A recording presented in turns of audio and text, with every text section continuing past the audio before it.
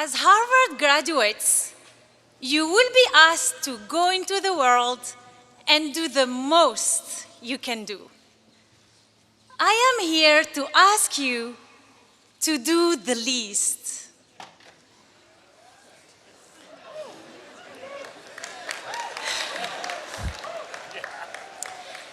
I grew up in a small village in Algeria. Every Friday, my sister and I had our weekly shower at the public bath. We didn't have running water at home. On winter nights, we cuddled against the cold because our heat was cut off. And on some days, we hid our hunger in order not to worry our parents. When I was 7 years old, my country plunged into a bloody civil war. Every night, I prayed to God that tomorrow there would not be an empty seat at our dinner table.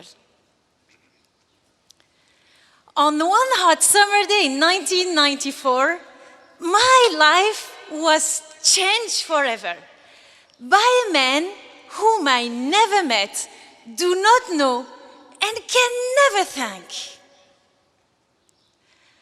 My mother was at the local market when she noticed a chaotic gathering.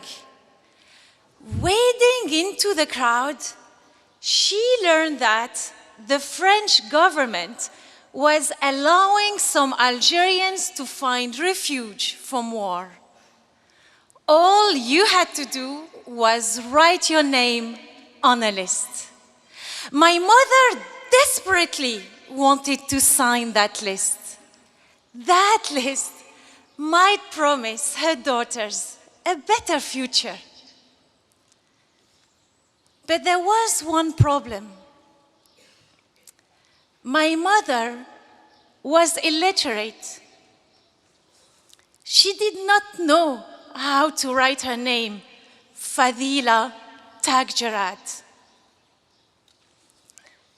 Dejected, she walked away.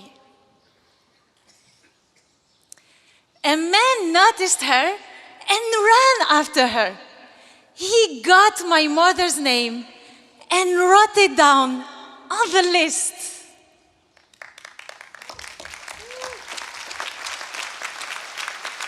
A few months later, my family was fortunate to immigrate to France.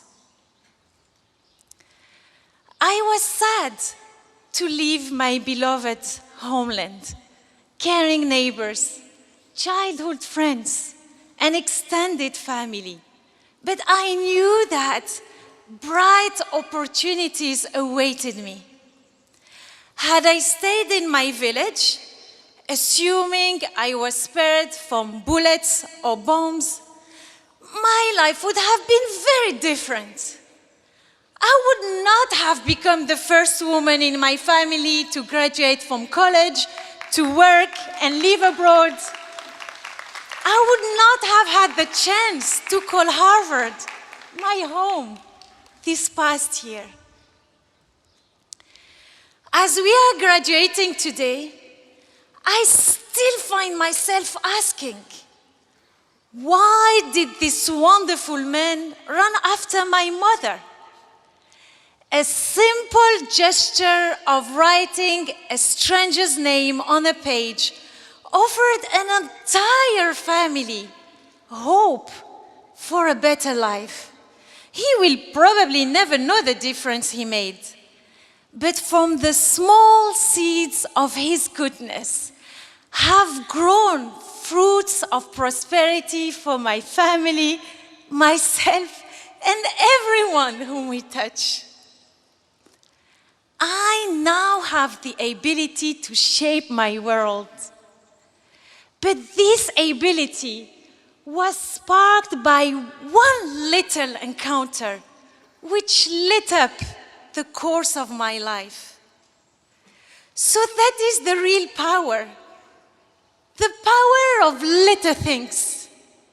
The least you can do can bring true change. Perhaps you have been blessed in your lives with small gifts that made big changes. Maybe it was a teacher who instilled in you her love of a certain subject, or a kind stranger who helped you with directions when you were lost. At Harvard, I see it every day in the smiles of the cafeteria staff who keep me so well caffeinated. And in ad hoc babysitting circles, small things, such small things.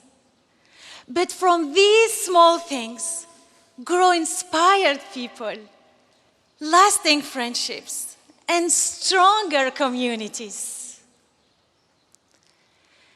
When one person thanks another, the second person often replies, "Oh, it's the least I can do." Because often, the least you can do can be more than enough. You don't need to move mountains.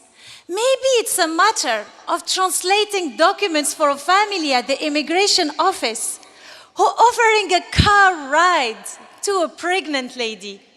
You never know how these small gestures can affect people's lives. But I can tell you, they do. Fellow graduates, of course, do the most you can do. Your education and legacy demand it. But also, do the least you can do. Because the least you can do might turn out to be the most significant. To that gentleman in Algeria, I now say, shukran, wallahi afik. Thank you, and God bless you. And to each of you today, I ask of you, what is the least you can do now to make the world around you a little better?